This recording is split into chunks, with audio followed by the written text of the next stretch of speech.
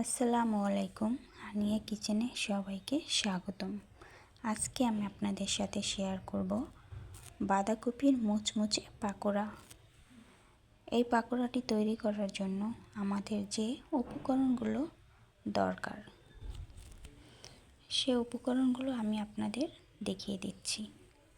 নিয়েছি একটা বাঁধাকপির অর্ধেকটা কুচি করে ভালো করে ধুয়ে নিয়েছি পেঁয়াজ কুচি, ধনেপাতা কুচি, কাঁচামরিচ কুচি, নিয়েছি কর্নফ্লাওয়ার, নিয়েছি 1 টেবিল চামচ মরিচের গুঁড়া, ম্যাগি মশলা 1 টেবিল চামচ, জিরার গুঁড়া, 2টা ডিম। এখানে আমি 1 টেবিল চামচ লবণ দিয়ে বাঁধাকপিগুলো লবণের সাথে ভালো করে মিশিয়ে নেব।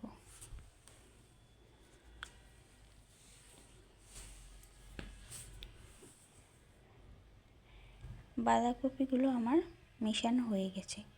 ঢাকা দিয়ে রেখে দেব 10 মিনিটের জন্য। ফিরে আসলাম 10 মিনিট পর। দেখুন বাঁধাকপির থেকে কতটা পানি বেরিয়েছে। এই পর্যায়ে আমি পানি থেকে বাঁধাকপিগুলো আলাদা করে নেব। ভালো করে চিপড়িয়ে বাঁধাকপিটাকে আলাদা করে নিতে হবে, যাতে একটুকুও পানি না থাকে।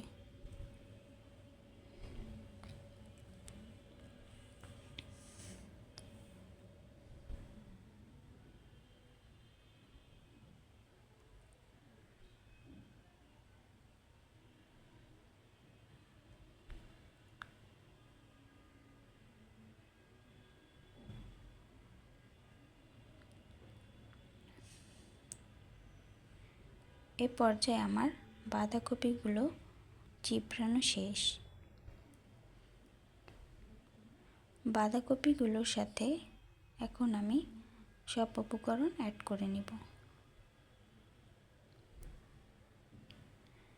দিয়ে দিলাম প্রথমেই ডিম,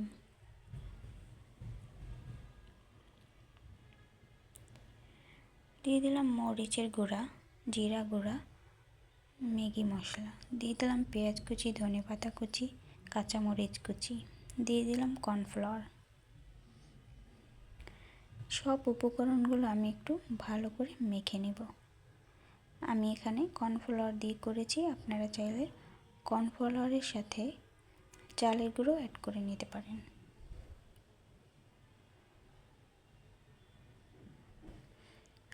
সব উপকরণগুলো আমার মিক্স করা হয়ে গেছে। এবার পাকোড়াগুলো ভেজে নেব।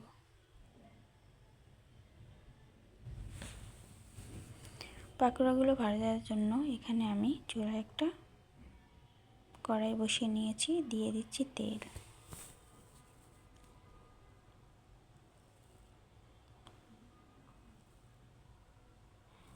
তেল গরম হয়ে গেলে আমি একে একে সব পাকোড়াগুলো দিয়ে দিচ্ছি।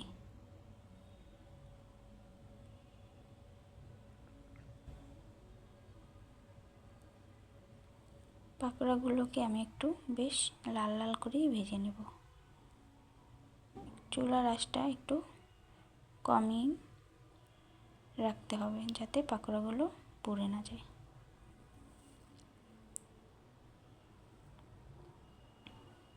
বেশ লাল লাল করে ভাজা হয়ে গেছে, এবার তুলে নেব।